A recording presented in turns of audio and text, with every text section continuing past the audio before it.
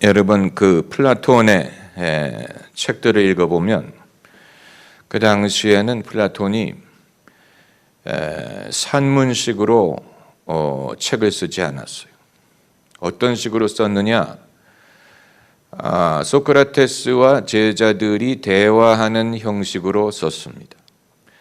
그렇기 때문에 소크라테스가 가르친 것이 무엇이고 플라톤이 가르친 것이 무엇인지를 구별하기가 좀 어려운 이유는 플라톤의 책에는 전부 다 소크라테스가 제자들과 대화하는 형식으로 되어 있기 때문입니다.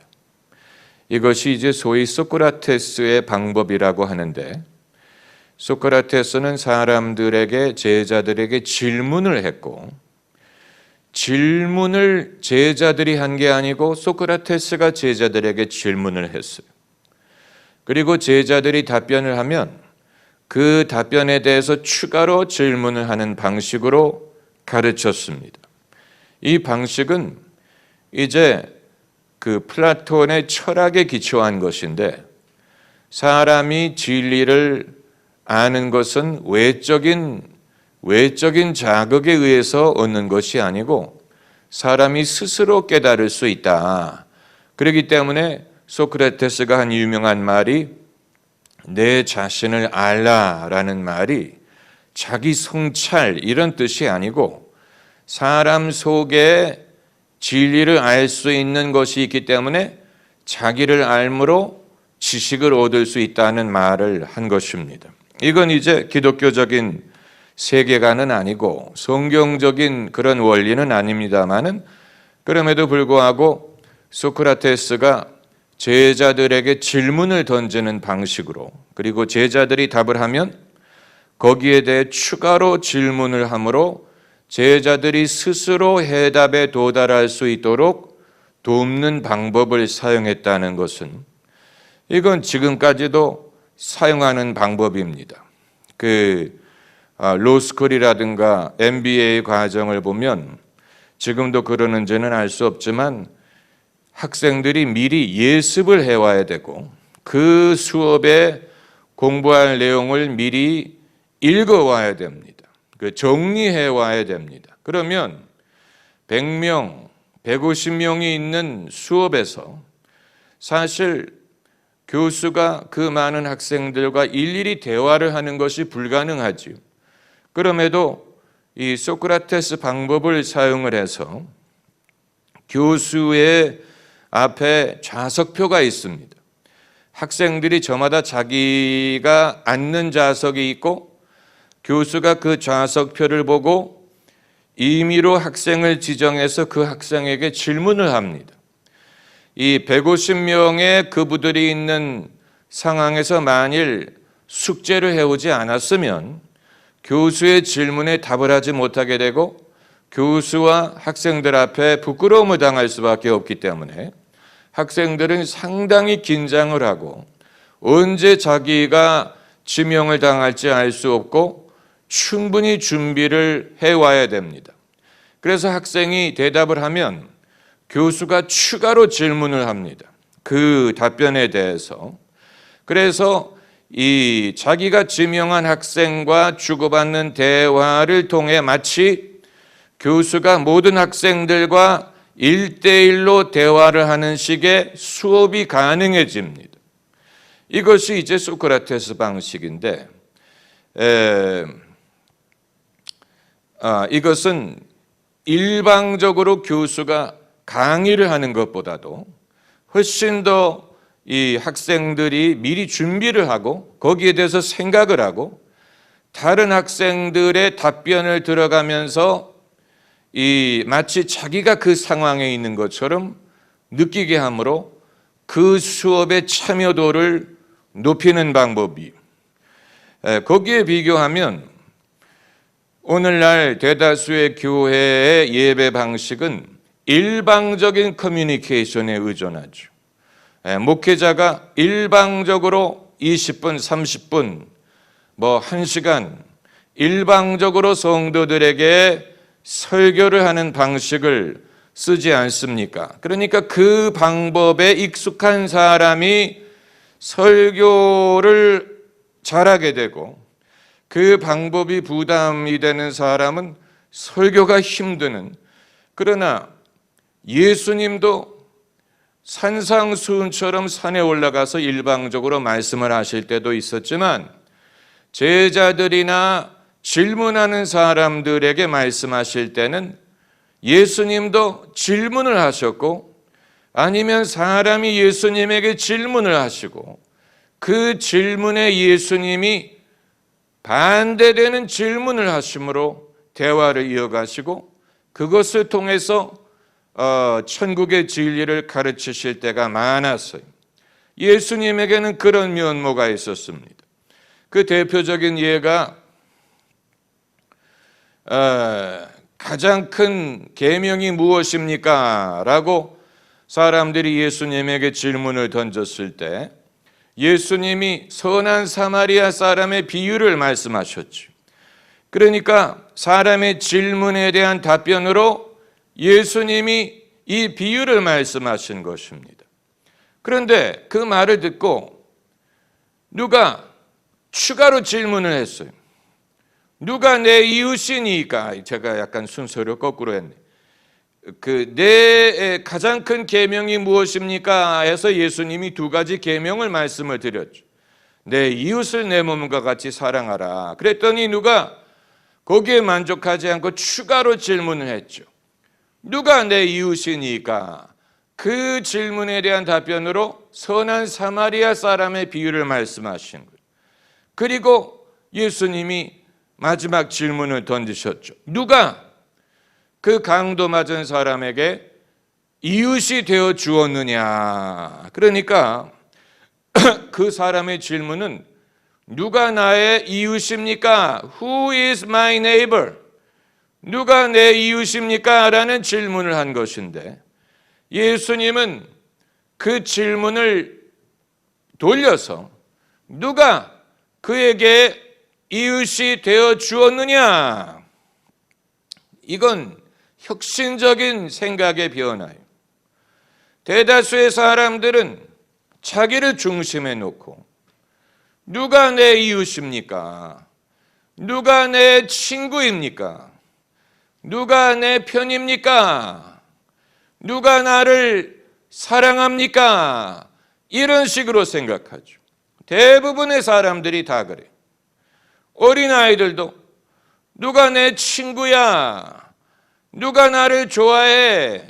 이런 식으로 자기를 중심에 놓고 누가 내 이웃이 될까? 이렇게 질문하는데 예수님은 그걸 돌려서 누가 저 사람에게 이웃이 되어 주었느냐? 그러니까 이건 나를 중심에 놓는 게 아니고 누가 그 사람에게 친구가 되어 주었느냐? 누가 그 사람에게 사랑을 베풀었느냐? 이 생각의 전환이 엄청난 변화를 가지고 옵니다. 내가 받는 사랑을 계수하는 그런 숨이 막혀서 말을 못하겠네. 설교하면서 숨가쁘게 한 건 이번이 처음. 뭐 운동을 한 것도 아닌데 숨이 가빠. 산소가 부족해. 근데 숨이 돌아오면 다시 쓸 거예요. 땀까지 나네. 할렐루야. 이 마스크 쓰는 일이 장기화되면 마스크 패션을 우리가 추구해야 됩니다. 어차피 쓸 것 예쁘게 쓰자. 내 패션을 만들자. 색깔과 무늬가 들어가 있는. 그래서 뭐 마스크 패션 컨테스트를 해서 누가 제일 멋진 마스크를 쓰고 왔느냐 뭐 이런 기왕에 쓸 걸 그렇게라도 하면 좀 재미있지 않겠습니까? 혁신적인 생각의 변화, 혁신적인 생각의 변화. 그 변화를 겪은 사람만이 자기 인생을 고독하다고 생각하지 않습니다. 누가 내 친구인가를 계산하는 사람은 늘 고독해. 누가 나를 사랑하느냐 생각하면 별로 사랑하는 사람 없거든. 그렇죠. 나를 사랑하는 사람 별로 없어요. 몇 명이나 있겠어요. 부모님, 그리고 돌아가신 할머니.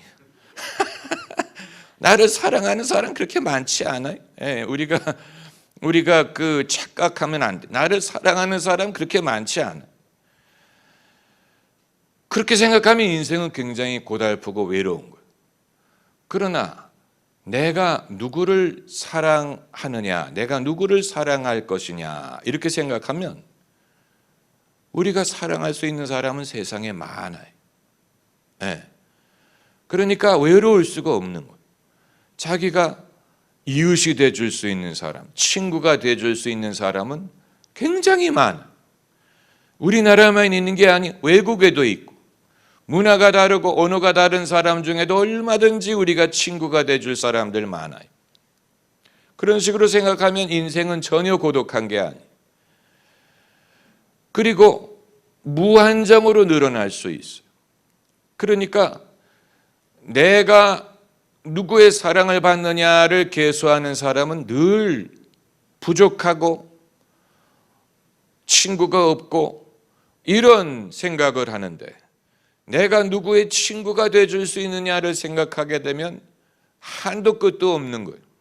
이 세상에는 우리가 섬길 수 있는 사람, 또 우리가 이 사랑을 베풀 수 있는 사람들이 한도 끝도 없이 많아요. 이걸 그냥 무슨 말장난으로 생각하면 안 되고 우리의 인생의 철학을 그런 식으로 바꿔야, 그렇게 바꾸면 다 똑같은 제한된 시간을 사는 것이지만 그 삶의 의미와 방법에는 엄청난 차이가 있습니다. 엄청난 차이가 있어요. 그 예수님이 그런 방법으로 진리를 가르치셨다는 사실이 놀랍습니다. 제가 말씀드리는 것은 Q&A가 그만큼 중요하다는 말씀을 드리는 것입니다.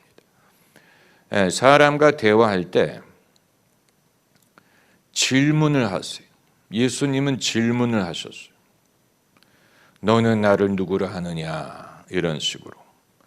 내가 이 일을 할 수 있음을 너는 믿느냐.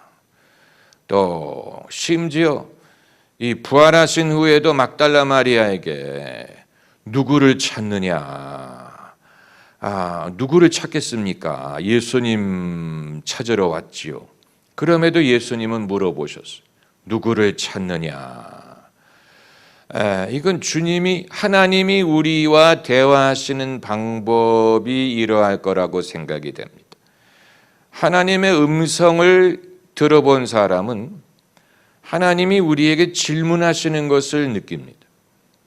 질문하십니다. 이 엘리야 선지자가 하나님의 세미한 음성을 들었을 때도 질문으로 왔어요. 너는 여기서 무엇을 하느냐? 너는 왜 여기 숨어 있느냐? 이런 식으로 하나님이 우리에게 말씀하실 때는 질문을 하실 때가 많아요. 그 질문에 우리가 답변을 하는 과정에서 우리의 문제에 대한 해답을 얻습니다. 그러니까 그 답을 하나님이 네가 이렇게 된 거는 첫 번째는 이런 이유, 두 번째는 이런 이유, 세 번째 이런 식으로 말씀을 하시는 게 아니고 우리에게 질문을 던지셔서 우리가 그 질문에 대해서 답을 하는 과정에서 우리 스스로가 고민하던 문제에 대한 답을 발견할 때가 많습니다. 하나님은 말씀이 많은 분이 아니고 말씀을 헤프게 하시는 분이 아니에요. 사람들은 말의 양에 따라서 무슨 친분이 결정될지 몰라요. 말이 많을수록 친한 것처럼 예수님이 말씀 많이 한 사람이 있었습니까? 예수님은 별로 말씀이 길지 않았어요. 예수님은 심지어 사람들 앞에서 기도할 때도 길게 기도하지 않으셨어요. 혼자 기도하실 때는 길게 하셨지만 사람들 앞에서 기도하실 때는 예수님의 기도가 짧았어요. 이건 길 필요가 없었기 때문. 나사로의 무덤 앞에서 예수님이 기도하셨죠. 짧게 하셨어요. 아버지요, 항상 내 말을 들으시는 것을 감사하나이다. 이 말씀하셨죠. 그리고 나사로에게 나사로야 나오너라 했더니 죽은 자가 나오지 않았습니까? 우리는 말이 많으면 해답을 얻을 것이라고 생각을 하는 것 같아요. 말을 많이 하면. 그런데 하나님의 말씀이 없는 상황에서 아무리 사람의 말이 많아 보세요. 그게 무슨 도움이 되겠습니까? 무슨 위로가 되겠습니까? 무슨 문제의 해답이 되겠습니까? 사람들의 말, 하나님의 음성은 우리가 생각하는 것보다 짧아요. 짧게 와요. 그러면서 하나님의 음성인 걸 알 수 있어요. 우리가 평소에 하던 생각과 다른 생각으로 옴으로써 우리가 이게 우리 생각이 아니고 하나님의 주시는 생각이라는 것을 알 수가 있게 하죠. 하나님의 음성을 듣는 방법이 그거예요. 우리가 평소에 우리가 스스로 할 수 없는 생각이 떠오를 때, 순간적으로 떠오를 때, 생각할 겨를이 없이 떠오를 때, 그때 우리는 하나님의 음성을 분간할 수 있습니다. 이 심리학에서는 사람 마음속에 어떤 것이 있는지를 알기 위해서 이 word association, 이 단어를 주고 곧바로 연상되는 말을 하게 하죠. 이 질문자가 어떤 단어를 던지고 깊이 생각하지 않고 떠오르는 말을 하게 합니다. 그런데 의외로 그 방법을 통해 그 사람이 마음속에 무엇이 있는지를 아는데 상당히 도움이 됩니다. 예컨대 누구에게 분노라는 말을 했을 때 엄마 이런 말이 떠올랐다. 그건 본인이 엄마에게 분노를 갖고 있다는 얘기가 되겠죠. 음식 했을 때 스트레스 그게 그 말이 떠올랐다. 그 사람은 음식에 대해서 스트레스가 있는. 이건 이제 하나님의 음성을 듣기 위한 것이 아니고 그 사람의 진정을 알게 하기 위한 것인데, 사람이 이제 하나님의 음성을 듣기 위해서 때로는 내가 생각할 겨를이 없이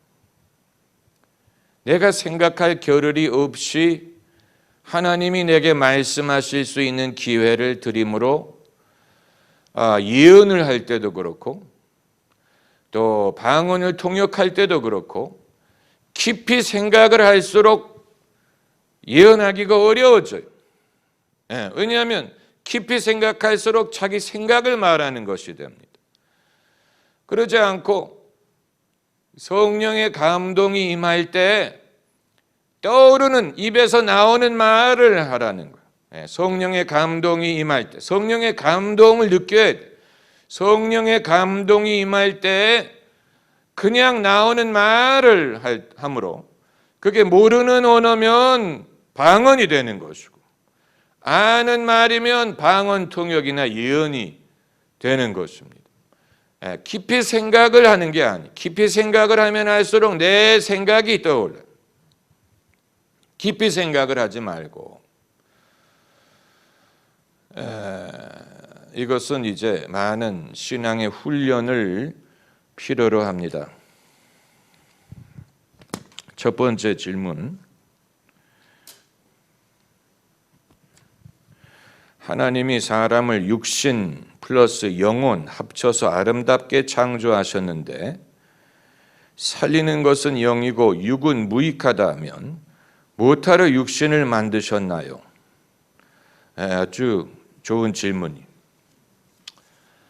살리는 것은 영이니 육은 무익하다 했을 때 그 육은 사람의 육체를 뜻하는 게 아니에요. 사람의 육체를 뜻하는 게 아니에요. 거기에서 육신이란 말은 인간의 거듭나지 못한 인간적인 본성을 뜻하는 거예요. 그래서 NIV 성경은 육신이란 말을 flesh라고 번역하지 않고 sinful nature, 죄성이란 말로 번역을 했을 만큼 그 말, 헬라어로 삭스라는 말인데 그 말을 제대로 번역하기가 어렵습니다. 육신. 그러나 그걸 떠나서 이제 하나님이 사람을 육체로 만드신 것은 육체는 하나님이 만드신 것이기 때문에 육체가 악하거나 나쁜 것이 아니에요.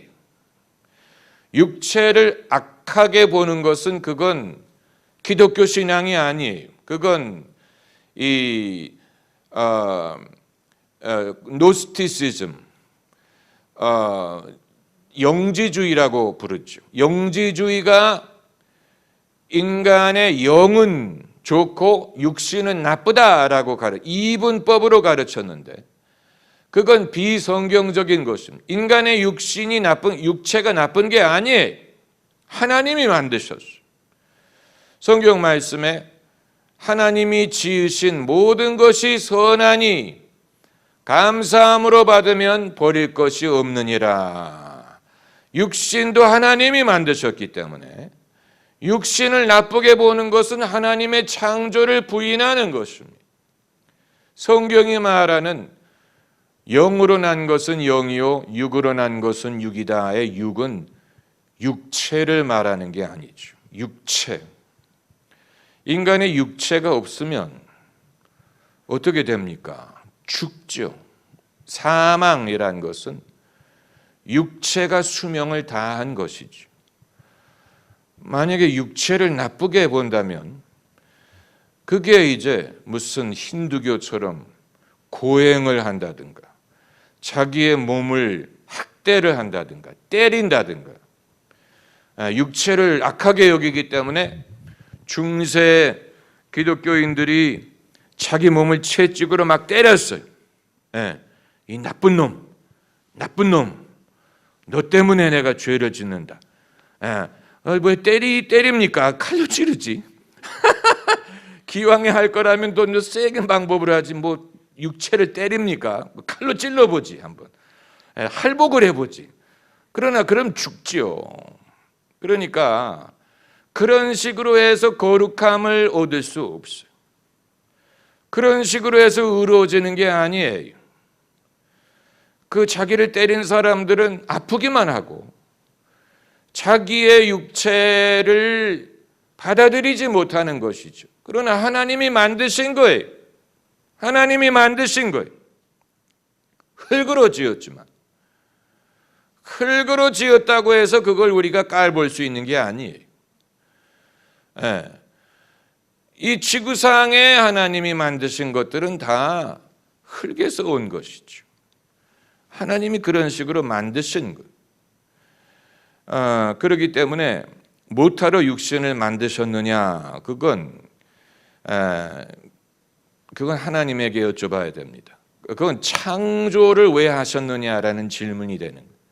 왜 물질을 만드셨느냐라는 질문이 되는 거예요. 그렇죠? 창조는 물질 세계를 지으신 것이기 때문에 물질을 왜 만드셨느냐? 그건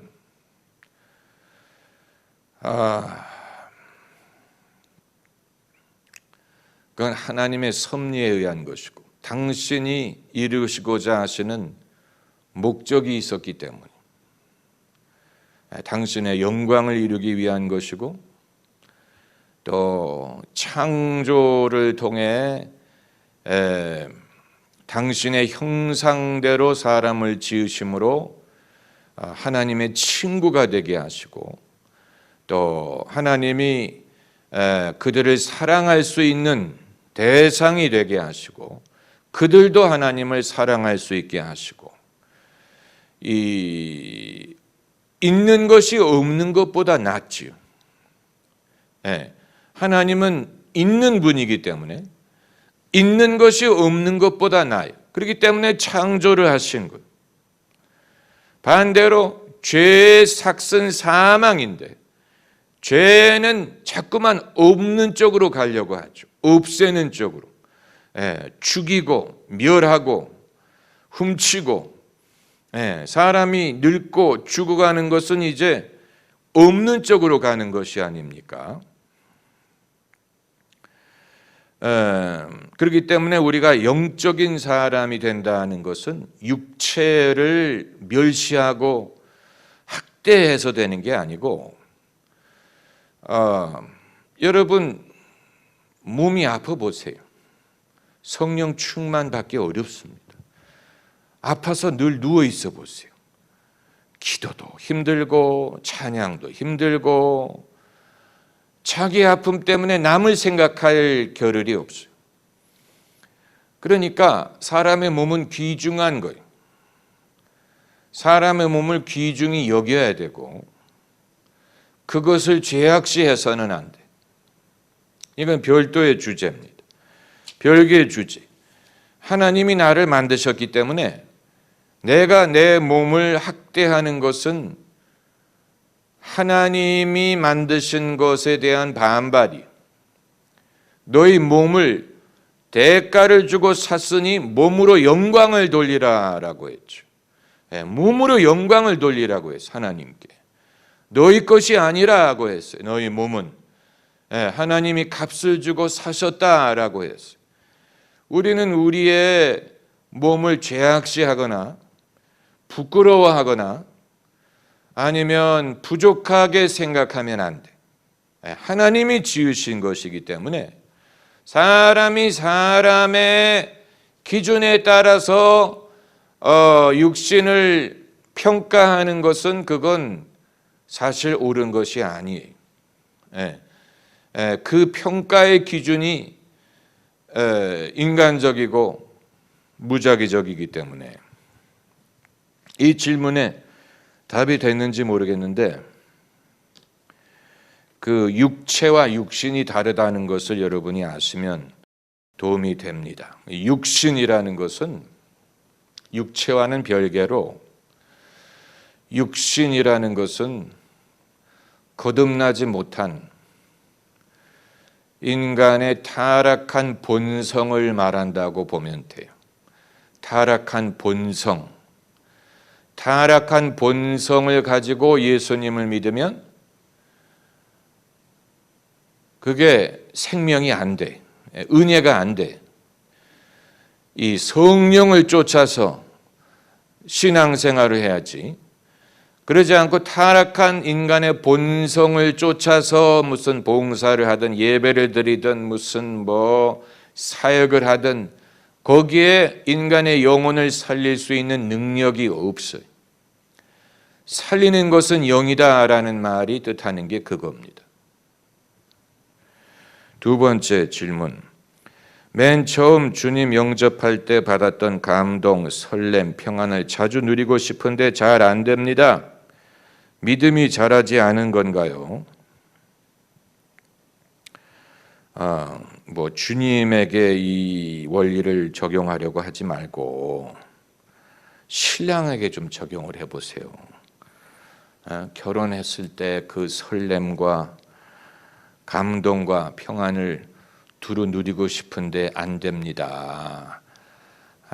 사람은 그런 존재, 감정을 의존하면 실망해요. 감정. 신앙생활을 감정으로 할 수 없어요.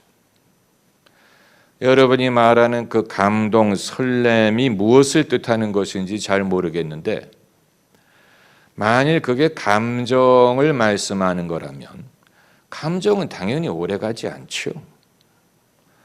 감정을 의존하는 사람은 실망합니다. 그러므로 우리가 말하는 영적인 감동은 내 감정에 의한 게 아니에요. 그건 하나님이 주시는, 성령이 주시는, 아침마다 새로울 수 있어요. 그렇기 때문에 자꾸 빈 독을 긁지 마세요. 자꾸 빈 그릇에 자꾸 왜 없냐, 왜 비었냐 이렇게 찾으면 답이 없어요. 왜 나는 그 처음에 누렸던 그 감격이 없느냐? 자기 자신을 아무리 들여다보세요. 떨어진 독에 들여다본다고 떨어진 뭐 간장이 새로 솟아나지 않아요. 그건 내 미천은 떨어졌어.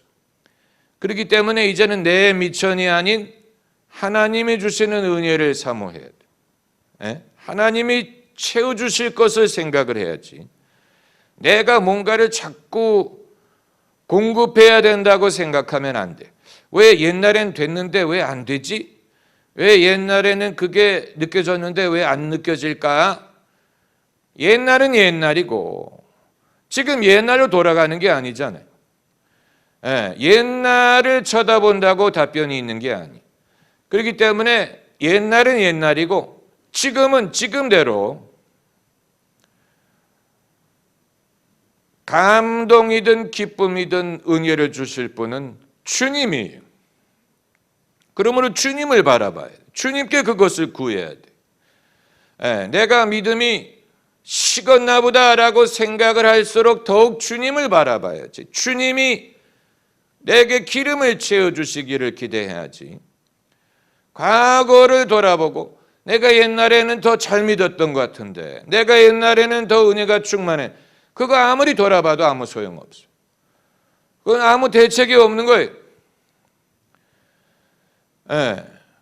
사람이 왜 처음 믿었을 때 그랬을까? 글쎄요. 뭐 여러 가지 이유가 있겠지만 저는 처음 믿을 때 그러지 않았어요. 처음 믿을 때 그게 믿어지기 때문에 믿었지 뭐 그게 특별히 무슨 뭐 감동이 됐다든가 무슨 기쁨이 되지 않아.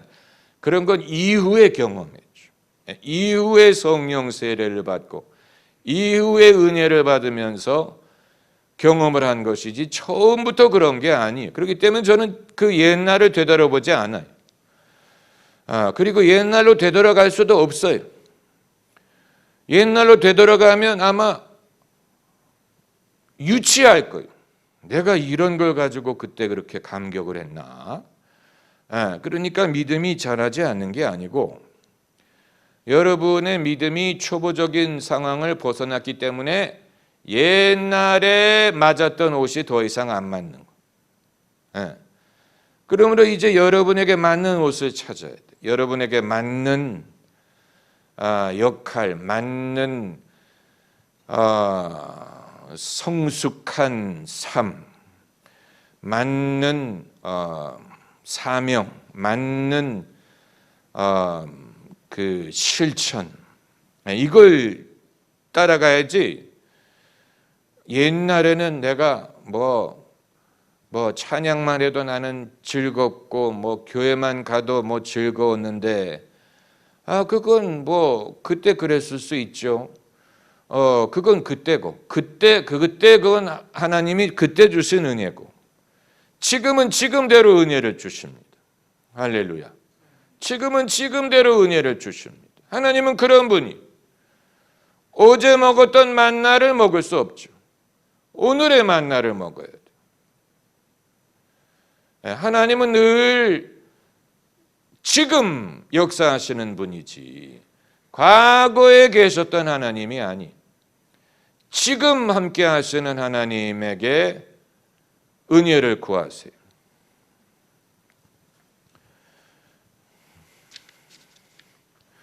세 번째 질문은 한 번 구원은 영원한 구원인가요? 삶이 따라주지 않는 기독교인에게도 구원은 있나요? 당연히 있지요. 왜냐하면 믿음으로 얻는 구원이기 때문에. 행함으로 얻는 구원이라면 한 번 구원이라도 잃어버릴 수 있을 거예요. 행함에 따라서. 그러나 행함으로 인한 구원이 아니고 믿음으로 인한 것이기 때문에 선물로 주시는 구원, 은혜로 주시는 구원, 우리가 대가를 지불하고 버는 구원이 아니에요. 만일 한 번 구원을 얻었는데 내가 거기에 합당한 삶을 살지 못했기 때문에 잃어버린다면 그건 은혜로 받은 게 아니지요. 그렇잖아요. 그건 대가성이 있는 거죠. 은혜로 받는 게 아니죠. 은혜로 받았다는 말은 내가 결코 지불할 수 없는 대가를 거저 주신 거예요. 나와 상관이 없이 거저 주신 거예요. 그렇기 때문에 당연히 거저 주신 것을 하나님이 거두어 가시지 않죠. 그건 거저 준 게 아니죠. 거두어 간다면. 다만 이제 행함이 따르지 않는다.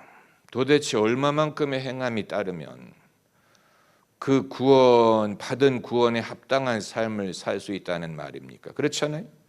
얼마만큼의 행함이 따르면, 얼마만큼 행하면 내가 받은 구원에 합당한 삶을 산다고 말할 수 있습니까? 그건 기준이 없는 거예요. 기준이 모호한 거예요. 왜 사람들은 자기 위주로 기준을 만들어서 내 기준으로 보니까 나는 내 구원을 지킬 만한 그런 행함이 없는 것 같다. 그거 누가 결정하는 거예요? 뭘 기준으로 하는 거예요? 그것처럼 이 근거 없는 게 없어요. 그렇기 때문에 한 번 얻은 구원이 영원한 구원이라는 것은 이게 사람의 의지로 된 게 아니고 하나님의 의지로 됐기 때문에 가능한 거죠. 하나님의 의지를 우리가 바꿀 수 없어요. 날 거룩하게 하려고 주 작정하신 일, 그 누가 반대하리요 곧 이루어 주시리. 내 작정으로 구원을 받은 게 아니고 하나님이 작정하신 거예요. 하나님이 우리를 위하시면 누가 우리를 대적하리요? 그리스도 예수 안에 있는 하나님의 사랑으로부터 누가 우리를 끊으리요? 끊을 자 없어요.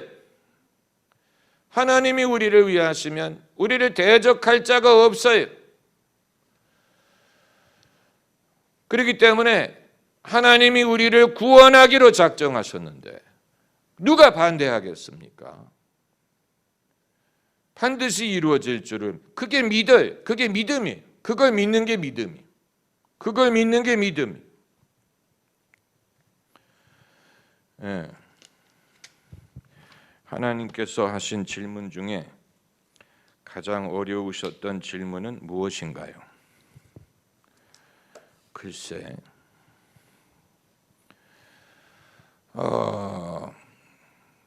무슨 만류 인력과 우주 팽창을 논하라 무슨 이런 질문이 아니고 하나님이 그런 질문으로 사람을 어렵게 하시는 게 아니고 아주 단순한 질문이 사람들이 어려워합니다. 사람끼리 물어서 가장 답변하기 어려운 질문이 뭐예요? 네? 사람들이 물어가지고 제일 답변하기 어려운 질문이 뭡니까? 나를 사랑하느냐? 이런 질문. 남자들은 그런 질문 아주 싫어하죠. 질문 자체를 싫어합니다. 왜 그런지 아세요? 대답하기 어렵기 때문에 그래요. 대답하기 쉬운 질문이 아니에요. 아마 하나님께 우리가 하기 제일 어려운 말도 내가 하나님을 사랑합니다라는 말. 그거 굉장히 하기 어려워요. 왜냐하면 별로 사랑하는 것 같지 않기 때문에 별로 사랑이 느껴지지 않고 불평이 느껴진다, 불만이 느껴진다든가 무슨 원망이 느껴진다든가 무슨 의심이 느껴진다든가 하나님이 하시는 일이 못마땅하다든가 그런 감정이 있는 상황에서 우리가 하나님이 내가 나를 사랑하느냐라고 물어보실 때 그것처럼 어려운 게 없지요. 하나님의 질문은 그렇게 어렵지 않아요. 그럼에도 사람들이 어려워했죠. 아담에게 하신 질문, 내가 어디 있느냐. 아담이 굉장히 당황한 질문이죠. 아담이 숨어 있는데 그 질문을 듣지 않기 위해서 숨어 있는 거예요. 숨어있는 상태를 하나님이 지적하신 것. 얼마나 어려운 질문입니까? 또 베드로에게 하신 질문이 이것들보다도 나를 더 사랑하느냐. 그것도 어려운 질문이죠. 어려운 질문이. 하나님이 하시는 질문이 어려운 것은 그 주제가 어려워서가 아니고 사람이 제일 하기 힘들어하는 일에 대해서 물어보기 때문입니다. 사람들이 제일 하기 어려운 것은 사랑하는 일, 하나님을 신뢰하는 일, 순종하는 일. 그게 제일 어려워요. 그것만 없으면 예수 믿기 쉬워요. 그게 제일 어려워요. 그러나 거기에 대해서 주님은 물어보시는, 만약에 주님이 그 질문을 건너뛰고 다른 엉뚱한 질문을 하신다면 그건 하나님의 질문이 아니에요. 마지막 질문. 뱀같이 지혜롭고 비둘기같이 순결한 신앙인은 어떤 모습인가요? 어떤 모습일까?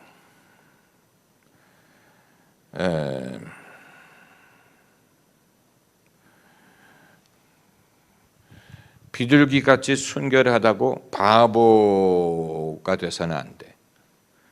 남들이 그냥 맘대로 막 이용할 수 있는 그런 바보가 되면 이용당하죠. 악에 이용당해. 악한 자들은 머리가 좋아요. 악한 자들은 영리해. 악한 자들은 집념이 더 강해. 그 악에 맞서기 위해서는 사람이 지혜로워야 돼요. 예수님에게 많은 사람들이 함정이 있는 질문을 했어요. 함정. 예수님이 그 사실을 아시기 때문에 함정에 빠지지 않으셨어요. 그러나 사람이 영리하기만 하면 악한 자와 하나도 다를 게 없죠. 그렇잖아요. 악한 자와 똑같이 되는 거예요. 그렇기 때문에 뱀처럼 지혜롭되 비둘기같이 순결하다. 이제 이건 이 그리스도인만이 가능한 것이라고 봅니다. 이 선하되 그 선함을 지킬 수 있는 힘, 그 힘이 예수님에게로부터 오기 때문에 믿지 않는 사람은 선함을 지탱할 수 있는 힘이 올 데가 없어요. 누가 그 힘을 주겠습니까? 의지로 되겠습니까? 당위성으로 되겠습니까? 세상의 나쁜 사람들, 악한 사람들만 접하게 되면 나도 악해질 수밖에 없죠. 그런데 예수 그리스도 안에 있으면서 우리가 끊임없이 예수님의 정신, 예수님의 말씀, 예수님의 사상, 예수님의 마음, 예수님의 십자가, 예수님의 순환, 십자가의 원리를 우리가 끊임없이 따라가면서 뱀처럼 지혜롭지만 동시에 비둘기처럼 순결할 수가 있는 것. 그러니까 어떤 사람이 그런 사람이냐를 말하기는 어렵고, 그런 사람이 세상에 있더라도 내 눈에 잘 안 보이지요. 잘 안 보이더라도 그거와 상관이 없이 우리가 스스로 그런 사람을 만들어 나가야 돼. 우리 자신이 그런 사람을 만들어 나가야 돼. 누가 그런 사람이 세상에 있기 때문에 내가 그 사람을 흉내내려고 하지 않고, 그런 사람이 있는지 없는지는 내가 알 수 없지만 나라도 그런 사람이 되기 위해 만들어 가야 됩니다.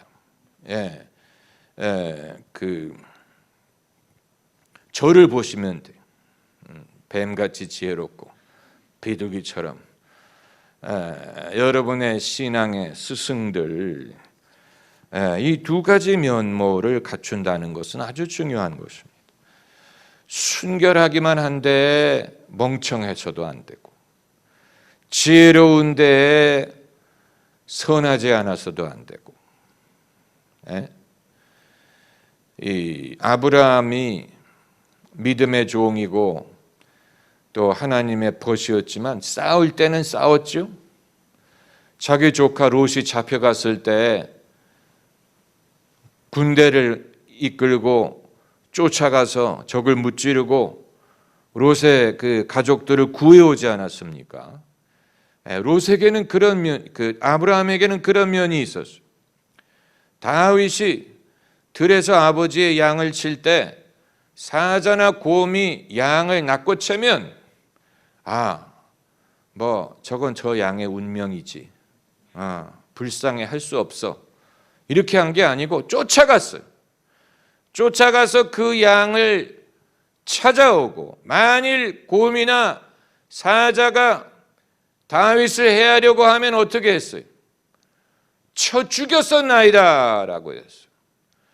다윗에게는 그런 면이 있었어요. 그렇기 때문에 골리앗과 싸워 이길 수 있었던 거예요.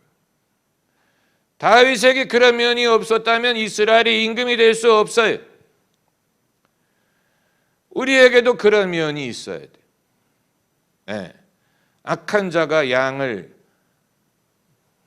내꺼챌 때, 낚고채려 할 때 쫓아가서 찾아오고, 만일 우리를 해하려 하면 쳐서 죽일 수 있는 대단한 거예요. 대단한 거예요. 우리가 가끔 수련회를 가서 곰을 때려 죽이는 훈련을 좀 해야 될 필요가 있습니다. 다윗 훈련. 괜히 쓸데없이 무슨 수련회 가서 무슨 천국 여행해가지고 어디 걸어갔다가 어디 갔다가 이런 거 하지 말고, 실제로 곰과 사자를 데리고 와서 쳐 죽이는 훈련을 좀 해야 됩니다. 그 담력 키우기. 곰과 사자가 아니면 고양이와 개라도 고양이와 개라도 좀 때려 죽이는 훈련을 해서 그 불쌍한 고양이와 개가 나보다 큰 놈과 싸워야지. 작은 놈과 싸우면 안 돼. 나보다 큰 놈과 싸워서,